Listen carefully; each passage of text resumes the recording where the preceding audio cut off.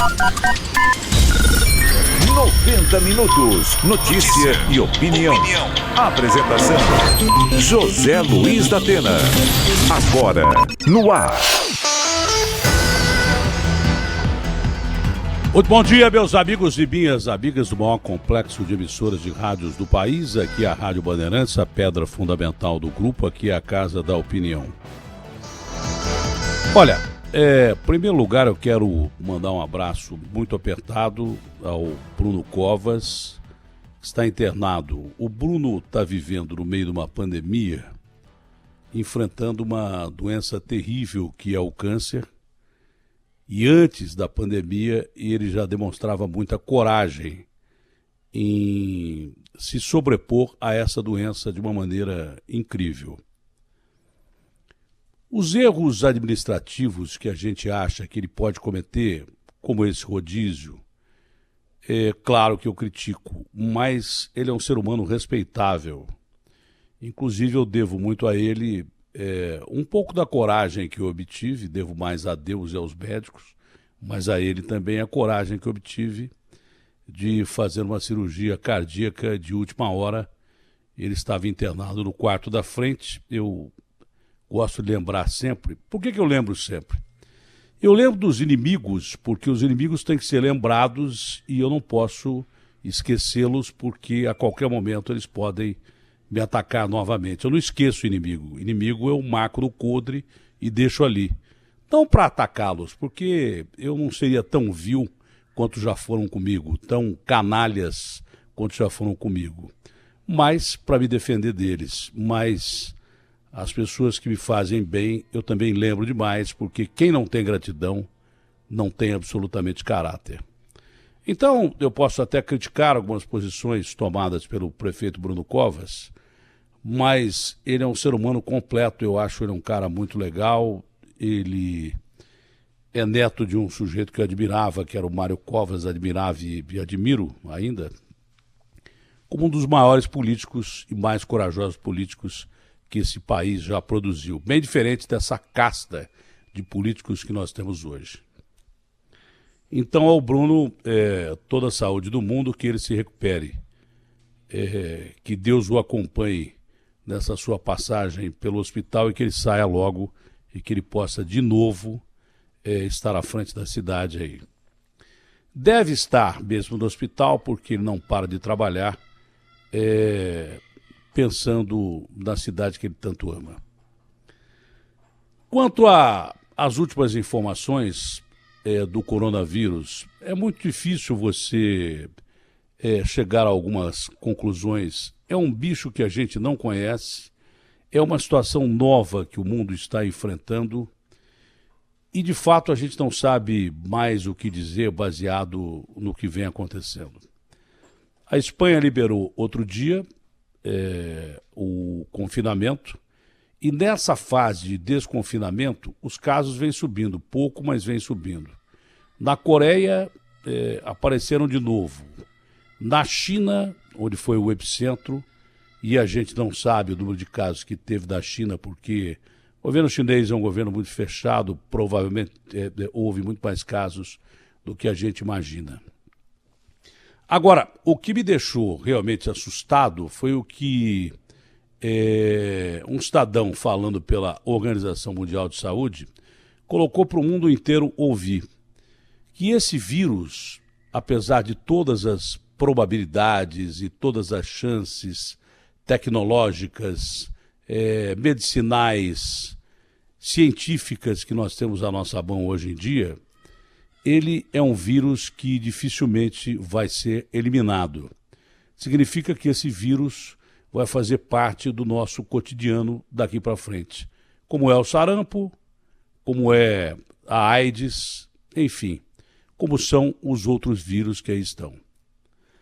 A chance que nós temos é que ele, ao se replicar, ele se transforme num vírus menos letal, porque ele precisa ficar mais tempo no corpo humano, então ele não produziria os efeitos tão letais, porque esse bicho é um bicho inteligente. Mas da Atena, ninguém chamou esse bicho de inteligente até agora. Não, você pode não ter ouvido falar de que alguém tenha chamado esse bicho de inteligente. um dos maiores, acho que um dos 3 maiores virologistas do mundo, que é um suíço, que eu não me lembro o nome, e o nome dele é difícil de falar, se eu lembrasse tu ia tentar, que vale a ideia, saiu agora de uma crise de Covid. Ele pegou Covid. Ele que é um dos maiores virologistas do mundo, um suíço, não é? E ele disse assim, quando eu fui acometido da doença, do coronavírus, eu imaginei que era a vingança do vírus contra mim. Eu que já lutei contra o vírus a vida inteira, havia pego o vírus e tinha certeza que ia morrer. Então ele define o bicho como um bicho inteligente, o vírus como um bicho inteligente. Ora, por que ele é inteligente? Por várias razões que eu já falei aqui, de ouvir cientistas comentarem sobre isso. Não é? É que ele produz mutações. A cada vacina que você produz contra ele, ele vai mudando a sua forma de enganar o ser humano e entrar na célula e destruir a célula. É por aí que ele começa. E quando você descobre uma maneira de fechar a porta, ele descobre outra para abrir essa que você fechou. Então é um bicho inteligente. Então é provável que a gente conviva com esse vírus durante muito tempo. Salvação da pátria é a vacina. Demora. É difícil conseguir essa vacina? Claro que é.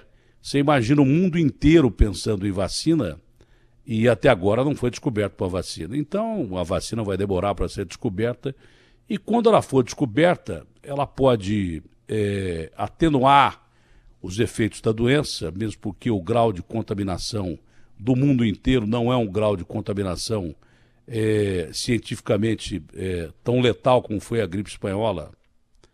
As pessoas contaminadas no mundo não representam o que representou a gripe espanhola. Hoje há formas de contenção de doença, há produtos com mais eficácia para você se proteger desse bicho e achar, na realidade, logo que ele aparece, apesar de até agora não estar explicado como esse bicho saiu da China tão rapidamente, com todos os meios que nós temos, inclusive a Organização Mundial de Saúde, para deter esse vírus em determinado lugar.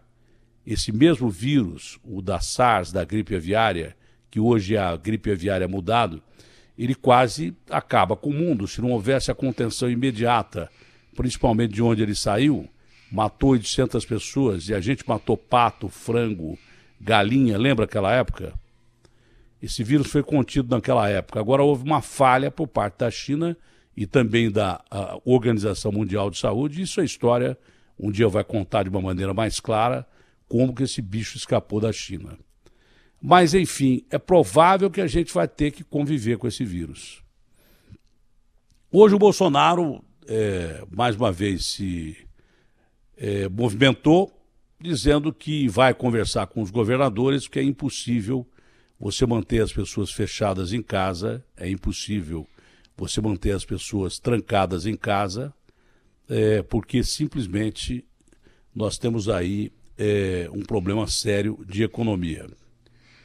Então eu fico nessa dúvida, né? Se a gente vai ter que viver com esse vírus por um bom tempo, talvez para sempre até, e até que ele mesmo se atenue para poder se replicar mais, ele ficaria mais fraco e não produziria tantas mortes como ele produz, até isso a gente teria que viver com esse bicho. Aí eu pergunto, nós vamos ter que ficar com a economia fechada até o fim da vida?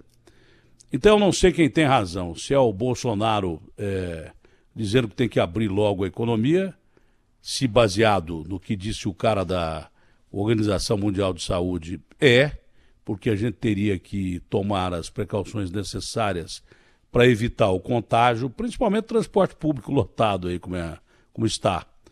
Mas teria que tomar as medidas necessárias e fazer girar a economia, senão o mundo acaba. Como é que você vai manter o mundo inteiro fechado se você vai ter que aprender a conviver com o vírus? Se o vírus vai estar entre nós, talvez eternamente, como o da AIDS está. O combate à AIDS melhorou? Claro que melhorou. Hoje tem coquetéis, porque tem os remédios também que estão sendo descobertos para pelo menos tentar atenuar os males da AIDS. Foram descobertos vários remédios que são usados aí em forma de coquetel para dá uma sobrevida maior a quem tem o vírus da AIDS, mas curar a AIDS, não há relato de cura da AIDS, a não ser casos excepcionais. Então nós aprendemos a conviver com a AIDS. Não paramos o mundo por causa da AIDS. Como se ameaçou até parar, porque não sabia de onde o bicho vinha, depois foi se conhecendo o bicho e aí a gente começou a conviver. Se o vírus não puder ser combatido de forma definitiva, nós vamos ter que conviver com ele. Aí nós vamos manter a economia fechada a vida inteira? É impossível. Isso aí é uma coisa incabível.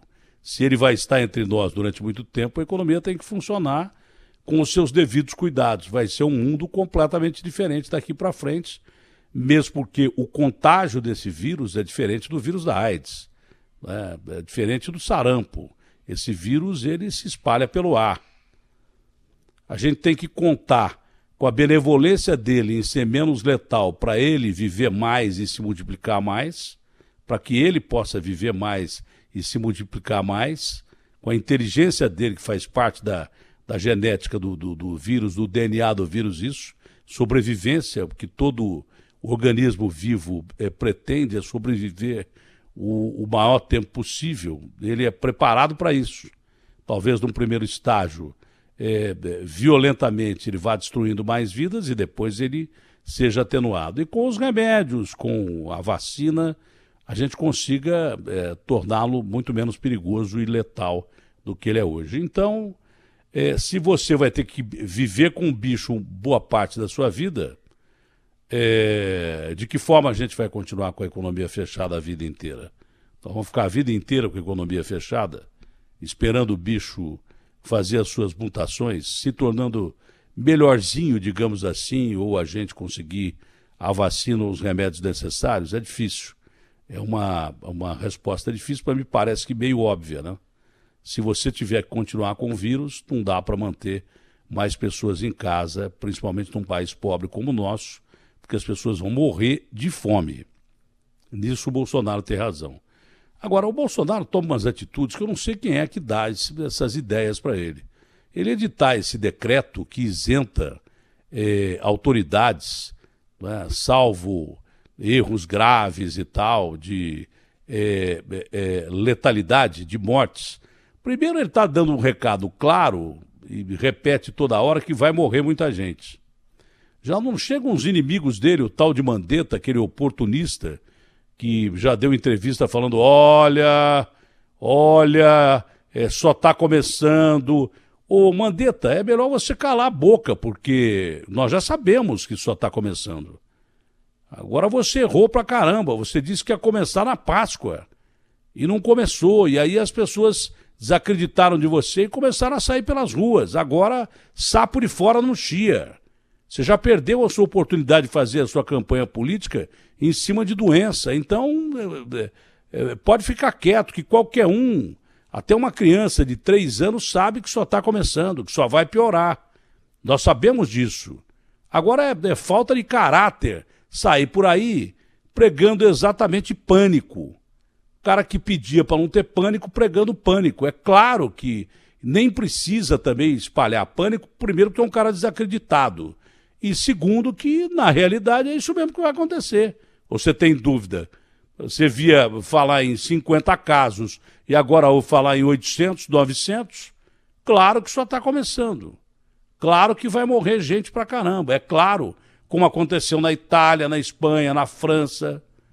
Em todo lugar do mundo está acontecendo, nos Estados Unidos, de uma maneira pior que a nossa, mais que o dobro um pouco do que está acontecendo no Brasil, mas é grave, todo mundo sabe que é grave. Agora, são oportunistas de plantão. Aí vai o Bolsonaro lá em Brasília, fala uma coisa, vem o Dória aqui e fala outra, contestando o Bolsonaro. Isso aí está virando campanha política para 2022. Está virando campanha política para a presidência da República. Fazer campanha política em cima de doença não dá. Não dá. Não dá. É o que eu digo, a maioria dessas pessoas pensa muito menos no povo brasileiro e pensa muito mais neles mesmos. Essa é a realidade. O que o Bolsonaro prega, se você partir do princípio que a Organização Mundial da Saúde diz que o vírus vai estar aí durante muito tempo, é que você pense em abrir a economia porque o Brasil já está estourado.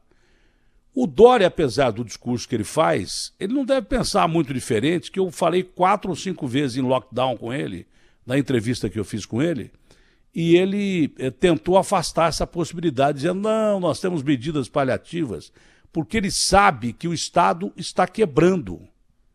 Se o Estado está quebrando, e o Estado é o Estado mais rico da União, o Brasil está quebrando. Agora, o Brasil quebrando não é o mapa do Brasil que quebra, são as pessoas que estão dentro dele, que estão quebrando e morrendo mesmo de fome. E aí é melhor sentar e conversar do que deixar essas pessoas morrerem de fome, é melhor sentar e conversar do que começar debate político para a eleição de quem vai ser o próximo presidente da República. É o que eu falei lá atrás e repito. Parem de pensar um pouco em vocês, políticos, e pensem um pouquinho no povo, porque de vez em quando é bom. RB fechada com você. Opinião. O que é certo. José Luiz da Atena. Na Bandeirantes.